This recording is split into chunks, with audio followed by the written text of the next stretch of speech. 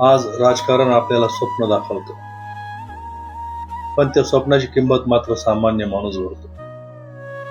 योजना जाहीर होतात, पण अज्ञानामुळे त्या कशा वापरायच्या हेच आपल्याला कळत नाही. राजकारणी बदलतात, पण सामान्य माणसाचं आर्थिक आयुष्य मात्र तसंच अडकलेलं राहतं. कारण समस्या फक्त राजकारणाची नाही, समस्या आहे आर्थिक साक्षरतेची, भावाची. मत देतो आपण, पण निर्णय मात्र भावनेवर घेतो. जोपर्यंत नागरिक पैशाबाबत शहाणा होत नाही, तोपर्यंत तो घोषणाचा गुलामच राहतो. अर्थसाक्षर माणूस कोणाच्या भाषणावर नाही, तर आकड्यावर, परिणामावर विश्वास ठेवतो.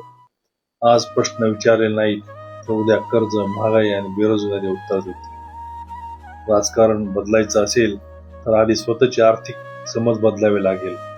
जागा हो, कारण अर्थसाक्षर नागरिकच खऱ्या अर्थाने लोकशाही मजबूत करतात.